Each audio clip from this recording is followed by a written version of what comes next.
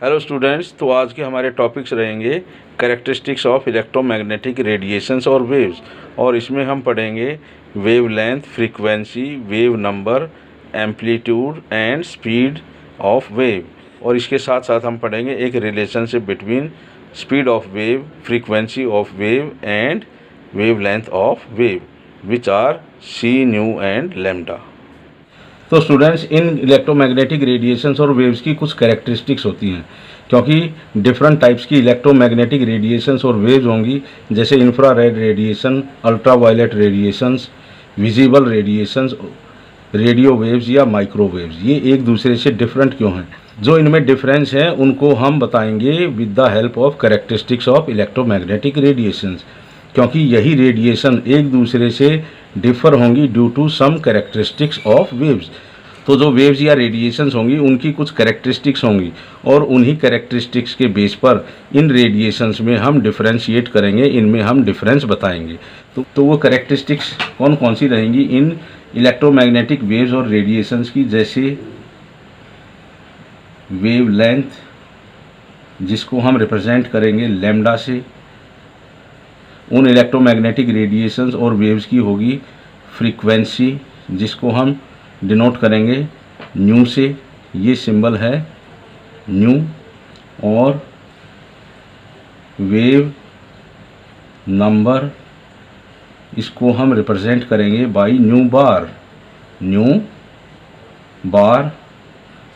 Bye their speed, और speed को हम रिप्रेजेंट करेंगे यहाँ पर सी से। और टाइम पीरियड, टाइम पीरियड रहेगा टी।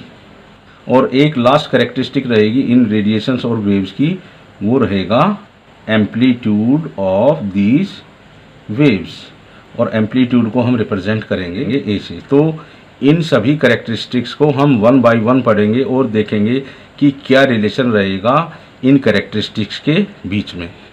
तो स्टूडेंट, सबसे पहले हम पढ़ेंगे वेवलेंथ के बारे में, जो इन इलेक्ट्रोमैग्नेटिक रेडिएशंस और वेव्स की होंगी। तो किस तरह से हम डिफाइन करेंगे वेवलेंथ को? तो सिंपल सी डेफिनेशन है, the length of one complete wave is called wavelength. तो वेवलेंथ क्या है? किसी वन कंप्लीट वेव की जो लेंथ रहेगी वही रहेगी उसकी वेवलेंथ। तो यहाँ पर देखो, एक वेव बनाएंगे हम, और ये एक वन कंप्लीट वेव है, ये एक वन कंप्लीट वेव है, या कहें कि ये एक वन कंप्लीट साइकिल है। तो इसकी जो लेंथ रहेगी वही रहेगी इस वेव की वेवलेंथ। तो ये है इस वेव की वेवलेंथ, जिसको हम रिप्रेजेंट करेंगे यहाँ पर लैम्डा से। या हम इसको दूसरी तरह से भी डिफाइन कर सकते हैं। इसके लिए हम पहले एक डायग्राम बनाएंगे, और इस डायग्राम में हम टू कंप्लीट वेव्स बनाएंगे। तो जैसे यहाँ पर हमारे पास टू कंप्लीट वेव्स हैं, तो वन कंप्लीट वेव यहाँ तक रहेगी और सेकंड कंप्लीट वेव यहाँ से यहाँ तक रहेगी।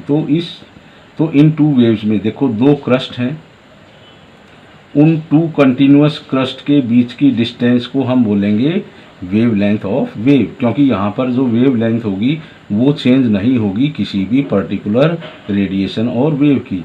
या हम कहें कि the distance between two continuous trough is called wave length of that wave. तो यहाँ पर किस तरह से डिफाइन करेंगे? द डिस्टेंस बिटवीन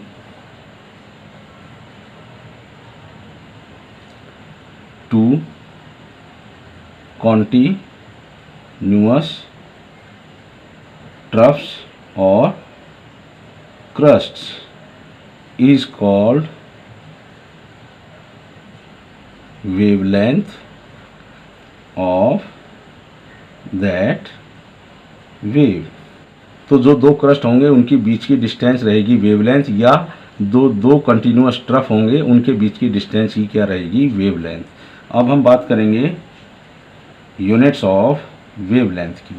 तो हम किसी भी वेव की वेवलेंथ को मेज़र करते हैं इन मीटर, ठीक है। तो यहाँ पर इस वेवलेंथ की जो यूनिट रहेगी वो मीटर रहेगी, लेकिन हम इसको किस किस तरह से रिप्रेजेंट करेंगे, किन डिफरेंट फॉर्म में रिप्रेजेंट करेंगे। तो किसी भी वेव की वेवलेंथ को हम रिप्रेजेंट करते हैं इन नैनोमीटर, और 1 नैनोमीटर क्या रहेगा 10⁻⁻⁹ मीटर, और वेवलेंथ को हम रिप्रेजेंट करते हैं इन टर्म्स ऑफ आंगस्ट्रॉम, और 1 angstrom is equal to 10⁻⁻10 metre या 10⁻⁻8 सेंटीमीटर। और कई बार हम वेवलेंथ को मेजर करते हैं इन टर्म्स ऑफ पिकोमीटर, तो 1 picometre is equal to 10⁻12 metre. तो जो यूनिट रहेगी ना वेवलेंथ की वो क्या रहेगी, मीटर रहेगी। तो स्टूडेंट्स जो नेक्स्ट कैरेक्टरिस्टिक्स है वेव की या रेडिएशन की वो है फ्रीक्वेंसी। तो पहले हम फ्रीक्वेंसी को डिफाइन करेंगे। The frequency of a wave और radiation is the number of complete waves or cycle passes through a point in 1 second। तो देखो इस डेफिनेशन का मीनिंग क्या रहेगा कि कोई भी वेव या रेडिएशन है उसकी फ्रीक्वेंसी क्या होगी कि उस वेव या रेडिएशन की कितनी कंप्लीट वेव्स या साइकिल किसी पर्टिकुलर पॉइंट से पास होंगी 1 सेकंड में, वही रहेगी उस वेव या रेडिएशन की फ्रीक्वेंसी। तो देखो यहाँ पर एक पॉइंट है और इस पर्टिकुलर पॉइंट से देखो 1 कंप्लीट वेव ही पास होती है इन 1 सेकेंड। तो इस वेव या रेडिएशन की जो फ्रीक्वेंसी रहेगी वो रहेगी 1 साइकिल पर सेकेंड। तो स्टूडेंट्स इस डायग्राम में हम देख सकते हैं यहाँ पर हैं 2 वेव्स या 2 साइकिल्स, और यही 2 वेव्स और 2 साइकिल्स इस पर्टिकुलर पॉइंट में से 1 सेकेंड में पास हो जाती हैं। तो इस वेव की जो फ्रीक्वेंसी रहेगी वो क्या रहेगी 2 साइकिल्स पर सेकेंड। अब देखो यहाँ पर क्या डिफरेंस है इन 2 वेव्स के बीच में। तो यहाँ पर जो फर्स्ट वेव है ना उसकी वेवलेंथ क्या है λ1 है, और जो सेकेंड वेव है उसकी वेवलेंथ है λ2। तो यहाँ से हमें दिखाई देता है कि जो λ1 है दैट इज़ लॉन्गर देन λ2। तो यहाँ पर जो वेवलेंथ है इस सेकेंड वेव की वो शॉर्टर है as compare to the wavelength of first wave. तो अगर वेवलेंथ शॉर्ट रहेगी तो वहाँ पर हमें फ्रीक्वेंसी मिलेगी उसकी ज़्यादा। तो अगर इसकी फ्रीक्वेंसी को हम ν2 से डिनोट करते हैं और फर्स्ट वेव की फ्रीक्वेंसी को हम ν1 से डिनोट करते हैं, जो ये सेकेंड वेव है जिसकी फ्रीक्वेंसी ν2 है it is higher than frequency of first wave. तो अगर किसी वेव की फ्रीक्वेंसी ज़्यादा रहेगी तो उसकी शॉर्टर वेवलेंथ रहेगी, अगर किसी वेव की फ्रीक्वेंसी कम रहेगी तो उसकी वेवलेंथ लॉन्गर मिलेगी। तो अब हम बात करते हैं यहाँ पर यूनिट्स ऑफ फ्रीक्वेंसी की। तो जो जनरली हम यूनिट यूज़ करते हैं फ्रीक्वेंसी के लिए वो करते हैं हम हर्ट्ज़, और हर्ट्ज़ की जगह हम कई बार यूज़ करते हैं साइकिल्स पर सेकेंड। तो यहाँ पर इस वेव के लिए जो फ्रीक्वेंसी की वैल्यू मिलती है वो मिलती है हमें 1 हर्ट्ज़, क्योंकि यहाँ पर इसकी फ्रीक्वेंसी क्या है 1 साइकिल पर सेकेंड। तो इसकी फ्रीक्वेंसी रहेगी 1 हर्ट्ज़, और जो सेकेंड वेव है उसकी फ्रीक्वेंसी मिलती है हमें 2 हर्ट्ज़, क्योंकि यहाँ पर इसकी फ्रीक्वेंसी को हमने साइकिल में क्या डिनोट किया था 2 साइकिल्स पर सेकेंड। तो इसकी फ्रीक्वेंसी क्या रहेगी 2 हर्ट्ज़ रहेगी। तो स्टूडेंट जो थर्ड कैरेक्टरिस्टिक रहेगी किसी वेव या रेडिएशन की वो है वेलोसिटी। तो वेलोसिटी क्या है the distance travelled by A wave in 1 second is called velocity of wave, और इसको हम डिनोट करते हैं बाई सी। तो वेलोसिटी क्या रहेगी किसी वेव की कि वो वेव 1 सेकेंड में कितनी डिस्टेंस ट्रेवल करेगी और जो वेलोसिटी के लिए जो यूनिट्स हम यूज़ करेंगे वो करेंगे यहाँ पर मीटर पर सेकेंड, कि वो कितने मीटर की डिस्टेंस ट्रेवल करेगी 1 सेकेंड टाइम में, तो वही रहेगी उस पर्टिकुलर वेव या रेडिएशन की वेलोसिटी। तो स्टूडेंट जो फोर्थ कैरेक्टरिस्टिक रहेगी वेव्स और रेडिएशन की वो है वेव नंबर, और इस वेव नंबर को हम रिप्रेजेंट करते हैं बाई न्यू बार, इसको हम बोलेंगे न्यू बार। तो क्या डेफिनेशन रहेगी वेव नंबर की? द नंबर ऑफ, कितनी कंप्लीट वेव्स रहेंगी 1 सेंटीमीटर लेंथ में, वही रहेगा उस वेव या रेडिएशन का wave number. The number of complete waves और cycles present in 1 centimetre length is called its wave number। किसी वेव का वेव नंबर क्या होगा कि 1 सेंटीमीटर लेंथ में उस वेव की कितनी कंप्लीट साइकिल्स या वेव्स प्रेजेंट हैं, वही रहेगा उस वेव का या रेडिएशन का वेव नंबर। तो देखो अगर हम माने ये 1 सेंटीमीटर लेंथ है, ठीक है, ये 1 सेंटीमीटर लेंथ है और इसमें हमें कितनी कंप्लीट वेव्स मिलती हैं, यहाँ पर हमें मिलती हैं 1 2 3, तो इस वेव का वेव नंबर क्या रहेगा? 3 रहेगा। और अगर इसी 1 सेंटीमीटर लेंथ में कोई पर्टिकुलर वेव है, उसकी केवल हमें 2 ही वेव्स मिलती हैं, तो इस वेव का वेव नंबर रहेगा 2। तो अब हम बात करेंगे क्या यूनिट्स रहेंगी इस वेव नंबर के लिए। तो देखो एक मैथमेटिकल एक्सप्रेशन होता है वेव नंबर के लिए कि the wave number of a wave is reciprocal to its wavelength, कि जो किसी भी वेव का वेव नंबर रहेगा वो रेसिप्रोकल होगा उसकी वेवलेंथ के लिए। और लैम्डा को हम डिनोट करते हैं इन मीटर। तो जो यूनिट्स रहेंगी वेव नंबर के लिए वो क्या रहेगी? मीटर इनवर्स, क्योंकि यहाँ पर हम लैम्डा को डिनोट करेंगे इन मीटर। तो जब हम मीटर को रेसिप्रोकल में लेके जाएंगे तो इस न्यू बार की यूनिट रहेंगी मीटर इनवर्स। तो स्टूडेंट जो फिफ्थ कैरेक्टरिस्टिक रहेगी वेव की that is the amplitude of wave. तो इस एम्पलीट्यूड के लिए क्या डेफिनेशन रहेगी? तो मान लो हमारे पास ये कोई पर्टिकुलर वेव है और इस वेव का ये क्रस्ट है और ये है ट्रफ ऑफ दैट वेव। तो इस क्रस्ट की कोई पर्टिकुलर हाइट रहेगी या इस ट्रफ की कोई पर्टिकुलर डेप्थ रहेगी। तो जो हाइट रहेगी इस क्रस्ट की या जो डेप्थ रहेगी इस ट्रफ की, वही क्या है? उस वेव का एम्पलीट्यूड होगा। तो किस तरह से हम डिफाइन करेंगे एम्पलीट्यूड ऑफ वेव को? The height of crust and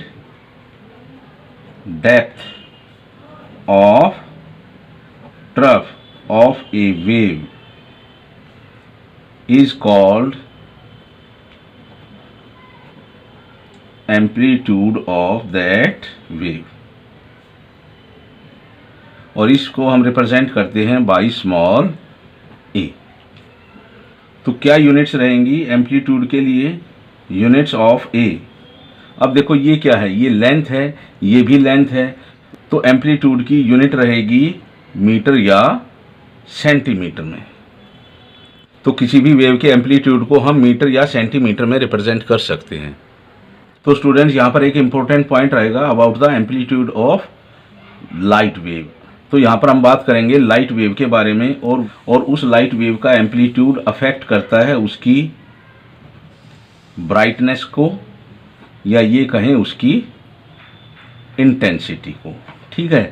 तो मान लो हमारे पास यहाँ पर 2 वेव्स हैं, एक वेव को हम इस तरह से रिप्रेजेंट करते हैं और जो दूसरी वेव रहेगी उसको हम इस तरह से रिप्रेजेंट करते हैं, ठीक है। तो यहाँ पर देखो एक वेव ये है जो पर्पल कलर से है, उसका एम्पलीट्यूड क्या है? A1 है, और जो दूसरी वेव है उसका एम्पलीट्यूड क्या है? यहाँ से लेकर यहाँ तक है, और इसका एम्पलीट्यूड है A2। तो जो ब्राइटनेस या इंटेंसिटी रहेगी लाइट की वो किस तरह से अफेक्ट होगी? इस एम्पलीट्यूड से। तो जो भी इंटेंसिटी रहेगी, intensity of light wave is directly proportional to square of amplitude of that wave. तो उसी लाइट की इंटेंसिटी ज़्यादा मिलेगी जिसका एम्पलीट्यूड ज़्यादा होगा। तो ये जो लाइट वेव रहेगी उस पर्टिकुलर लाइट की हाई ब्राइटनेस रहेगी, या ये कहें हाई इंटेंसिटी रहेगी, और जो ये लाइट की वेव है उसकी हमें लो इंटेंसिटी मिलेगी, या ये कहें कि उस लाइट की लो ब्राइटनेस रहेगी। तो जो एम्पलीट्यूड रहेगा ना वेव का, तो जो एम्पलीट्यूड होगा लाइट वेव का वो अफेक्ट करेगा उसकी ब्राइटनेस को। तो जिस वेव का एम्पलीट्यूड ज़्यादा मिलेगा उस लाइट की ज़्यादा ब्राइटनेस या ज़्यादा इंटेंसिटी रहेगी, या वो लाइट जिसके वेव की एम्पलीट्यूड हमें कम मिलती है, जैसे A1 is greater than A2, तो यहाँ पर इसका एम्पलीट्यूड क्या है, लेस है, तो इसी की इंटेंसिटी हमें कम मिलेगी, या ये कहें इसी की ब्राइटनेस हमें कम मिलेगी। तो स्टूडेंट्स, कोई भी वेव हो उसकी फ्रीक्वेंसी और वेवलेंथ में एक पर्टिकुलर रिलेशन होता है। तो क्या रिलेशन होगा उनके बीच में? The frequency of a wave is inversely proportional to its wavelength, कि कोई भी वेव होगा जो उसकी फ्रीक्वेंसी रहेगी वो इनवर्सली प्रोपोर्शनल होगी उसकी वेवलेंथ की। तो इस तरह से रहेगी।